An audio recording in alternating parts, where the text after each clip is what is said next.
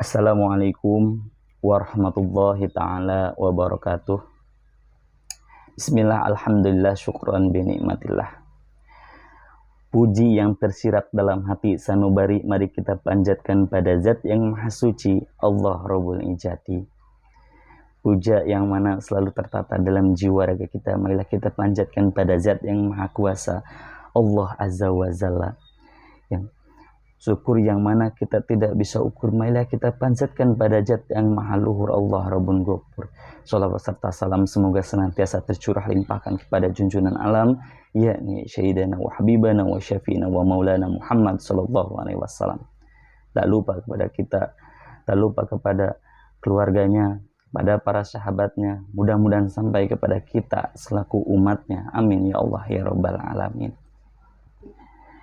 Yang saya hormati Bapak atau Ibu dosen pembimbing mata kuliah Bahasa Indonesia dan para rekan-rekan mahasiswa maupun mahasiswi universitas terbuka di seluruh Indonesia yang saya banggakan. Pada kesempatan kali ini saya akan membahas mengenai pandemi COVID-19. Mungkin sudah tidak asing dalam telinga kita apa itu COVID-19.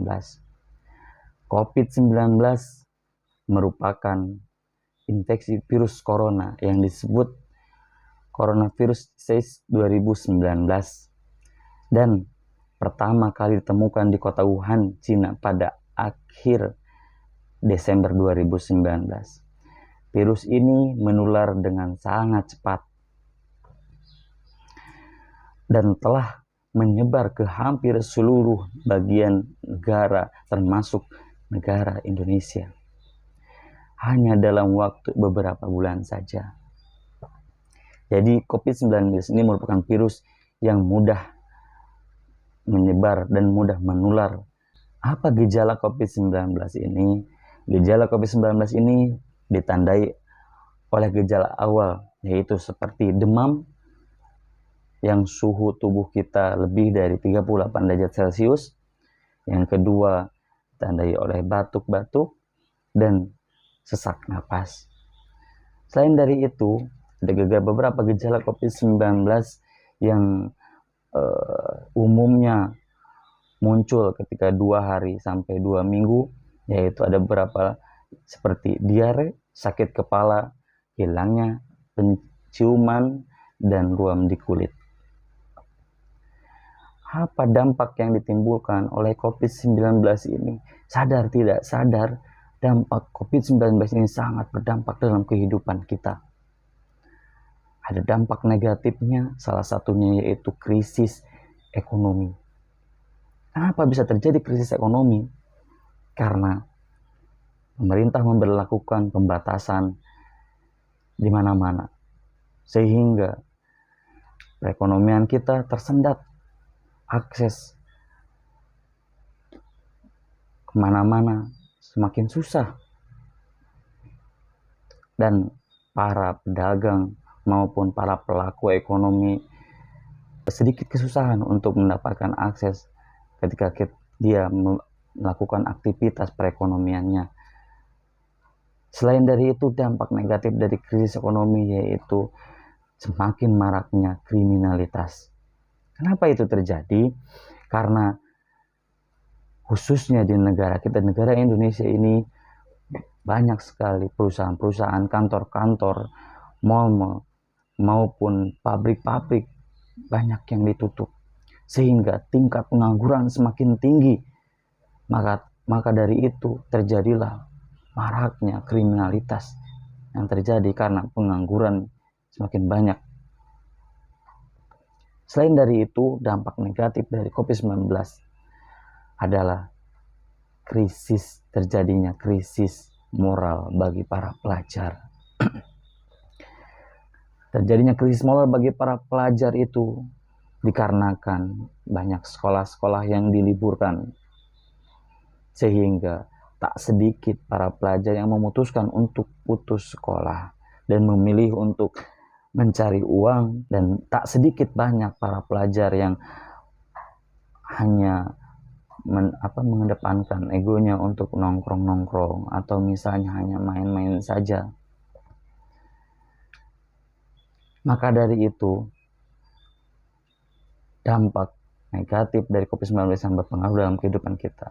Selain dari dampak negatif, ada pula dampak positif, yaitu adanya kolaborasi antara orang tua dan guru ketika melakukan pembelajaran jarak jauh atau PJJ atau pembelajaran secara daring.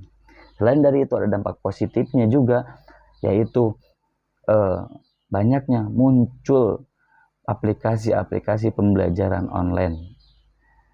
Dan ada pula dampak positif yang sangat penting dalam kehidupan kita, yaitu semakin sadarnya tentang menjaga kebersihan diri dan kebersihan di lingkungan sekitar kita. Maka dari itu, ada pula untuk menanggulangi atau memutus rantai COVID-19 ini, yaitu pentingnya vaksinasi COVID-19. Vaksin merupakan produk biologi yang berisi antigen berupa mikroorganisme atau zat yang sudah diolah sedemikian rupa sehingga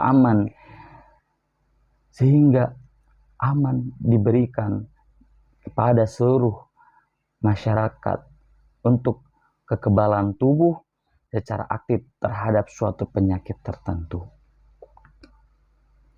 Kenapa pemerintah menggalakkan vaksinasi COVID-19? Karena vaksinasi COVID-19 ini sangat penting untuk memutus mata rantai penyebaran COVID-19. Pertama, di awal 2021, pemerintah menggalakkan vaksinasi COVID-19 dari dosis pertama. Selanjutnya, ketika kita sudah melaksanakan dosis pertama, kita akan juga diinformasikan lagi untuk melaksanakan dosis kedua. Ketika kita sudah melaksanakan vaksinasi dosis pertama dan dosis kedua, sekarang pemerintah menggalakkan kembali untuk kita melaksanakan vaksinasi dosis ketiga. Kenapa pemerintah terus-terusan menggalakkan vaksinasi COVID-19? Karena pemerintah menginginkan seluruh masyarakat di Indonesia ini menjadi suatu kelompok atau membentuk kekebalan suatu kelompok atau herd immunity. Maka dari itu, marilah kita mendukung program pemerintah untuk memutus mata rantai paparan COVID-19 dengan cara melaksanakan vaksinasi yang disediakan oleh pemerintah. Mungkin itu yang bisa saya sampaikan. Mohon maaf atas segala kekurangannya dan terima kasih atas segala perhatiannya. Akhir kata, wabillahi taufiq wal hidayah. Wassalamualaikum warahmatullahi wabarakatuh.